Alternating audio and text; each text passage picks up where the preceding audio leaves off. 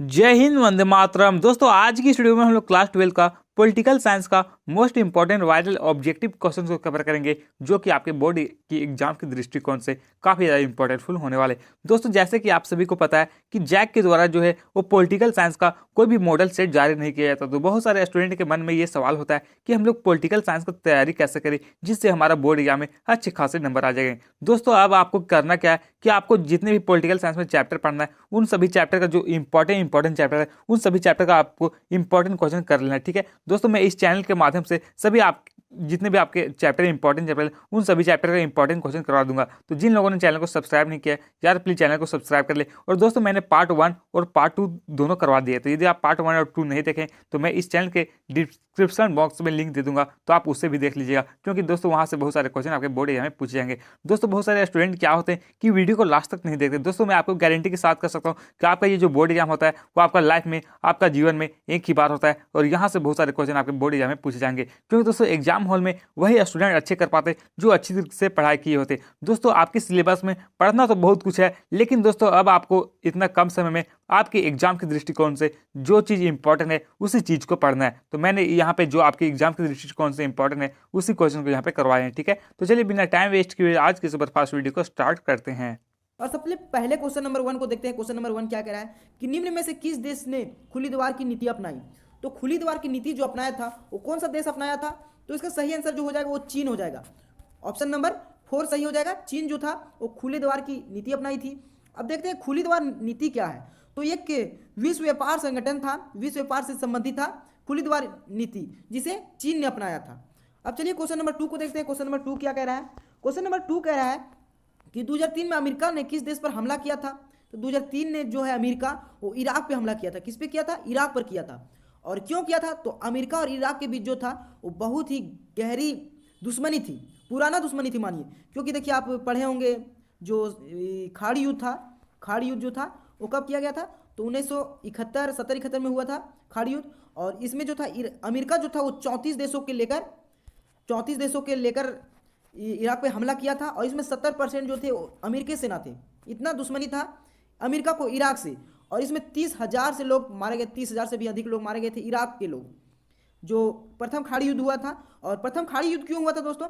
तो इराक जो था वो कुवैत को है सो अपना बस में कर लिया था। इसीलिए अमेरिका ने इसे छुड़ाने के लिए, कुवैत को छुड़ाने के लिए अमेरिका ने ये इराक पर हमला किया था। तो कितना 34 देशों राष्ट्रों को लेकर इराक पर हमला किया था। तो इसे आप ध्यान से समझिए और समझते हुए चले, ताकि आपको जो बोर्ड एग्जाम में है वो आपको थोड़ी डिटेल में क्वेश्चन को समझ में आए और उसे भूले नहीं।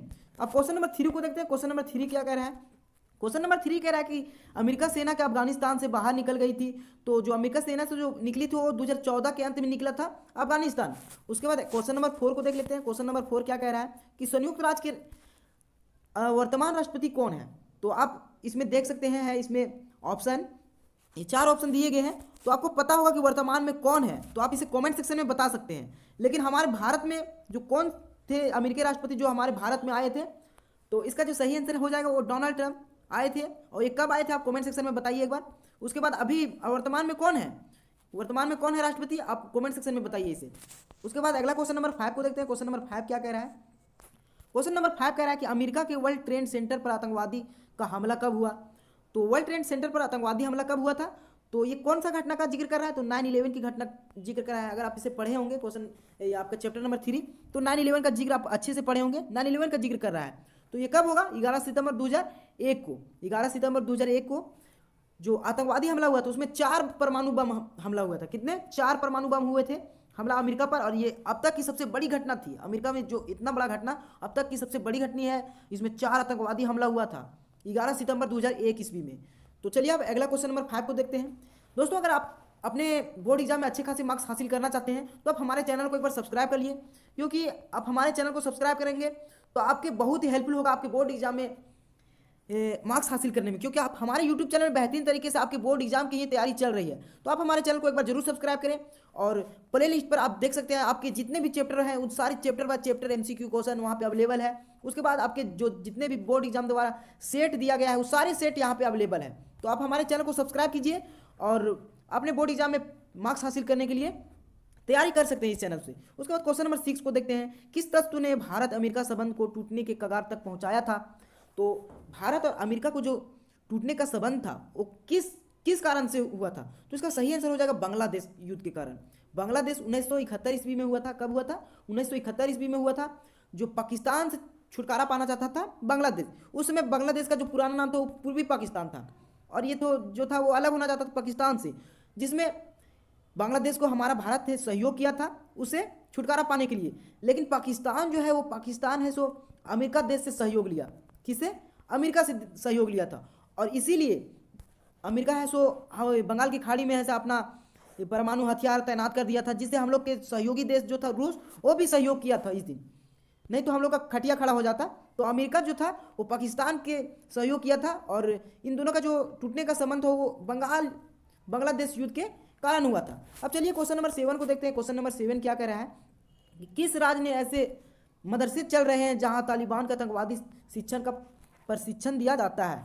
तो आप बताइए ऐसा करतूत कौन कर सकता है? तो ऐसा करतूत जो है पाकिस्तान कर सकता है। देखिए यहाँ पे जो मदरसे हैं उनमें है सो शिक्षा दिया जाता है आतंकवादी बनने की, आतंकवादी किस तरह से बना जाता है और भारत देश को किस तरह से भूंगा जाता है, ये सारे जो है वो ऐसा करतूत करता है पाकिस्तान। तो आप समझ सकते हैं। चलिए क्वेश्चन नंबर 7 को देखते हैं। क्वेश्चन नंबर 7 क्या कह रहा है कि किस देश ने 2003 में संयुक्त राष्ट्र संघ की अपेक्षा करके इराक पर आक्रमण किया था? तो आप इसे तो आप 2003 का जो युद्ध था उसे आप तो पहले ही देख लिए। तो कौन किया था? आप इस कमेंट सेक्शन में बताइए एक बार कौन किया था। क्वेश्चन नंबर 8 आप कमेंट सेक्शन में एक बार बताइए। और ये क्यों किया था ये तो आपको बता ही दिए हैं क्यों किया था। 2001 में कौन किया था इराक पर हमला और क्यों किया था? आप एक बार कमेंट सेक्शन में बताइए, ज़्यादा नहीं 20 शब्द में लिखिएगा। उसके बाद क्वेश्चन नंबर 9 है इतिहास के अंत का सूत्र किसने दिया था?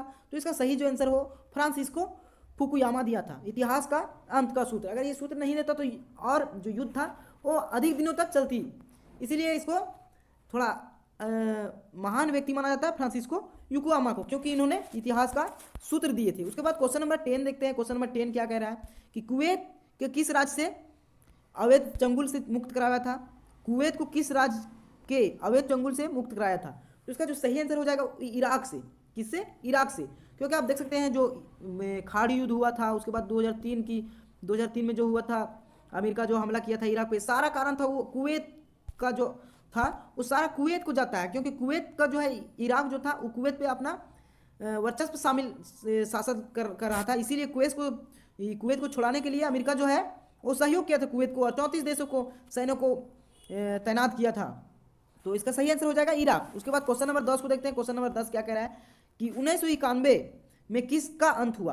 तो आप क्वेश्चन नंबर 1 जितने भी हमारे चैप्टर है 1, 2, 3 इस सारे चैप्टर में जो सोवियत संघ का विघटन का जिक्र किया गया है, सोवियत संघ का विघटन का, तो इसका सही आंसर हो जाएगा वो सोवियत संघ का विघटन, अर्थात ऑप्शन नंबर डी हो जाएगा। सोवियत संघ के हाथों शांति का 1991 में किसका अंत हुआ? सोवियत संघ का हुआ था। अब बताइए जो सोवियत संघ का जो शुरुआत हुई थी कब से हुई थी? तो सोवियत संघ का जो शुरुआत हुई थी वो 1945 ईस्वी में। कब? 1945 ईस्वी में शुरुआत हुआ था, इसका विघटन हुआ था 1991 ईस्वी में। और अमेरिका और ये दो जो थे वो दो शीत युद्ध के लड़ाई लड़ रहे थे 1945 से और 1991 तक चला था शीत युद्ध, आपको पता होगा। और 1945 से क्या हुआ था? शीत युद्ध शुरू हुआ था। उसके बाद क्वेश्चन नंबर 12 को देखते हैं। क्वेश्चन नंबर 12 क्या कह रहा है कि विश्व इंटरनेट की सुविधा किस देश का देन है? तो आप इसे ध्यान से देखें, ऑप्शन नंबर सी हो जाएगा सही, संयुक्त राज्य अमेरिका। जो अमेरिका है वो इंटरनेट का जो देन है वो अमेरिका द्वारा दिया गया देन है। उसके बाद अगला क्वेश्चन नंबर 13 को देखते हैं। क्वेश्चन नंबर 13 क्या कह रहा है? क्वेश्चन नंबर 13 कह रहा है कि निम्नलिखित में से कौन सा अमेरिका द्वारा आतंकवाद के विरुद्ध युद्ध का हिस्सा था?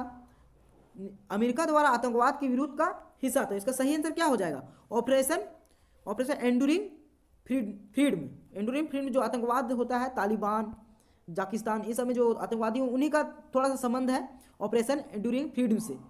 तो ऑप्शन नंबर का सही आंसर सी हो जाएगा। उसके बाद क्वेश्चन नंबर 4 को देख लेते हैं। क्वेश्चन नंबर 4 क्या कह रहा है कि द्वितीय विश्व युद्ध के अमेरिका ने जापान पर परमाणु बम गिराया था? तो कब गिराया था? द्वितीय विश्व युद्ध के अमेरिका ने जापान पर परमाणु बम गिराया था वो हिरोशिमा नागासाकी में 6 अगस्त और 9 अगस्त को गिराया गया था। और कब गिराया गया था? तो 1945 ईस्वी में गिराया गया था। उसमें हमारा देश गुलाम था। हमारा देश 15 अगस्त 1947 ईस्वी में आज़ाद हुआ, लेकिन 6 अगस्त और 9 अगस्त को जापान में गिराया था, जिसका अभी तक वहाँ पे है सो प्रभाव देखने को मिलता है। वहाँ पे जापान में है सो बच्चे जो हैं वो थोड़ा विकलांग पैदा होते हैं। तो अमेरिका द्वारा गिराया गया था। वो कहाँ पे गिराया गया था? तो हिरोशिमा और नागासाकी में गिराया गया था। हिरोशिमा और नागासाकी, इसका दोनों आंसर हो जाएगा। और अगर 6 अगस्त में, यहाँ 6 अगस्त में जो था वो हिरोशिमा में गिराया, नागासाकी में 9 अगस्त में गिराया गया था। तो उसका क्वेश्चन नंबर दोनों सही हो जाएगा, ऑप्शन जो दोनों है वो दोनों सही होगा। अब क्वेश्चन नंबर 15 को देखते हैं।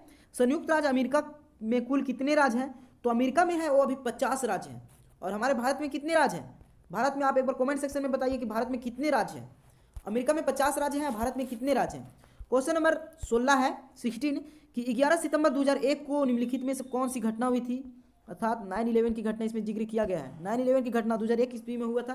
तो निम्न में कौन सी घटना थी? तो इसका सही आंसर हो जाएगा विश्व व्यापार केंद्र एवं आतंकवादी हमला। विश्व व्यापार केंद्र एवं केंद्र पर हमला और आतंकवादी हमला, जो 4 बम गिराया गया था अमेरिका पर। उसके बाद क्वेश्चन नंबर 7 को देखते हैं। क्वेश्चन नंबर 7 क्या कह रहा है कि नाटो की स्थापना किस वर्ष हुई थी? तो नाटो की स्थापना जो था 1949 ईस्वी में हुआ था। कब हुआ था? 1949 ईस्वी में हुआ था। और नाटो क्या है?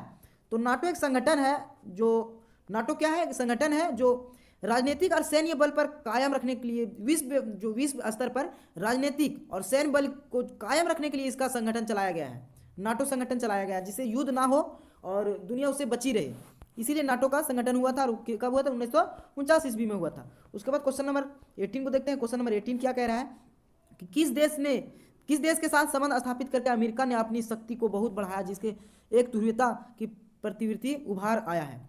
तो क्या कारण था? किस देश से उसने संबंध बनाया जो अमेरिका जो सब महाशक्तिशाली भी देश बना है? शक्तिशाली अभी कौन देश है सबसे महाशक्तिशाली? तो अमेरिका है। किससे वो दोस्त संबंध स्थापित किया था? तो चीन से जो है, तो आपको पता है कि डेवलप कर रहा है चीन। और ये जो है वो उसके बाद क्वेश्चन नंबर 19 को देखते हैं। क्वेश्चन नंबर 19 क्या कह रहा है? एक ध्रुवीय की स्थिति किस राज्य के एकमात्र प्रभुत्व की परिचायक है? एक ध्रुवीय स्थिति किस राज्य के एकमात्र प्रभुत्व की परिचारक था? इसका सही जो आंसर है वो चीन हो जाएगा, संयुक्त राज्य अमेरिका होगा, फ्रांस होगा, रूस होगा। तो अभी एकमात्र महाशक्तिशाली देश कौन है? तो संयुक्त राज्य अमेरिका है। एक ध्रुवीयता देश। 1945 में 2 ध्रुवीयता देश थे। 1945 में 2 ध्रुवीयता देश थे, लेकिन 1991 ईस्वी में जो है वो सोवियत संघ का विघटन हो गया था, अर्थात विश्व का रूस का जो है उसका विघटन हो गया था। तो एकमात्र जो ध्रुवीयता देश बच गया था वो बच गया था अमेरिका। तो इसका सही आंसर क्या हो जाएगा? संयुक्त राज्य अमेरिका। उसके बाद क्वेश्चन नंबर 20 को देखते हैं। क्वेश्चन नंबर 20 क्या कह रहा है कि भारत के किस प्रधानमंत्री ने अमेरिका के साथ सैनिक कार्यों हेतु परमाणु समझौता का समर्थन किया था? तो इसका सही जो हो जाएगा वो अटल बिहारी वाजपेयी जो थे, वो अमेरिका के साथ सैनिक कार्यों में हेतु परमाणु समझौता का समर्थन किए थे। ऑप्शन नंबर सी सही हो जाएगा। उसके बाद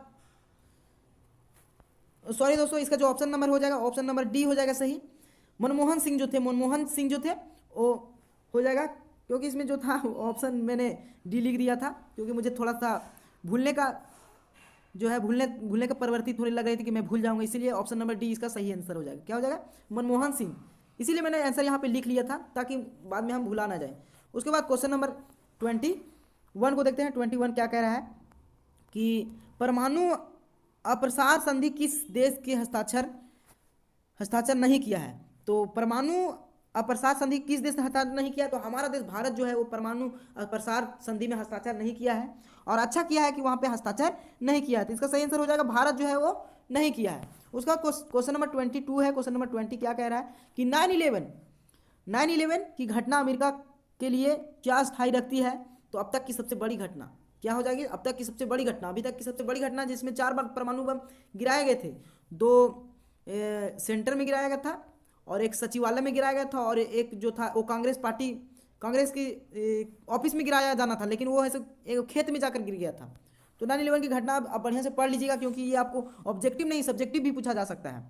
उसके बाद क्वेश्चन नंबर जो है वो क्वेश्चन नंबर 23 को देखते हैं। प्रथम खाड़ी युद्ध का संबंध था सोवियत संघ, इराक के अफगानिस्तान से अमेरिका द्वारा अपने लगभग 34 देशों के सेनाओं के साथ इराक पर हमला। इसका फिर मिस्र, फिलिस्तीन और इराक झगड़े, उपरोक्त इनमें से कोई नहीं। इसका सही आंसर हो जाएगा ऑप्शन नंबर बी हो जाएगा, क्योंकि आपको हमने बताया दोस्तों कि अमेरिका द्वारा जो है वो 34 राज्यों द्वारा है सो इराक पर हमला कराया था। उसमें 70% जो था वो अमेरिकी सेना थे। इसमें 30,000 लोग मारे गए थे। ठीक है, तो प्रथम खाड़ी युद्ध जो था वो कब हुआ? तो आप एक बार कमेंट सेक्शन में बताइए, कि कब हुआ था प्रथम खाड़ी युद्ध। उसके बाद क्वेश्चन नंबर 27 का जो देखते हैं। क्वेश्चन नंबर 27 क्या कह रहा है कि खाड़ी युद्ध को कंप्यूटर युद्ध क्यों कहते हैं? तो कंप्यूटर युद्ध इसलिए हम लोग कहते हैं क्योंकि स्मार्ट बमों का प्रयोग किया गया था। वहाँ पे स्मार्ट बमों का प्रयोग किया गया था, इसीलिए हम लोग ऐसे खाड़ी युद्ध को कंप्यूटर युद्ध कहते हैं। ठीक है, तो उसके बाद क्वेश्चन नंबर 25 को देखते हैं। क्वेश्चन नंबर 25 क्या कह रहा है कि प्रथम खाड़ी युद्ध जीतने का श्रेय किसे प्राप्त हुआ? तो खाड़ी युद्ध कौन जीता था? इराक जो था बेचारा हार गया था। संयुक्त राज्य अमेरिका को जो है ये सही आंसर हो जाएगा। संयुक्त राज्य अमेरिका जो वो जीत गया था, ठीक है, खाड़ी युद्ध। और अमेरिका जो है, तो क्यों ऐसे अमेरिका इराक पे हमला किया था, तो जो वहाँ के तेल ईंधन थे उनको हथियाना चाहता था। इसका मैन जो था ने मन था कि जो इराक पर जो चल रहा है, इराक पर जो है तेल ईंधन, उसको हथियाने के लिए अमेरिका जो है वो 34 देशों के लेकर, देखिए कितना है सो अमेरिका है सो अपना राजनीति करता है, 34 देशों के लेकर चल गया था इराक पर हमला करने के लिए, और तेल को उनका मेन मकसद है तेल को हथियाने के लिए। तो इसी के साथ हमारा ये वीडियो समाप्त होता है दोस्तों। Thanks for full watching. और इसी तरह आप हमारे वीडियो को विजिट करते रहिए और अपने बोर्ड एग्जाम की तैयारी करते रहिए।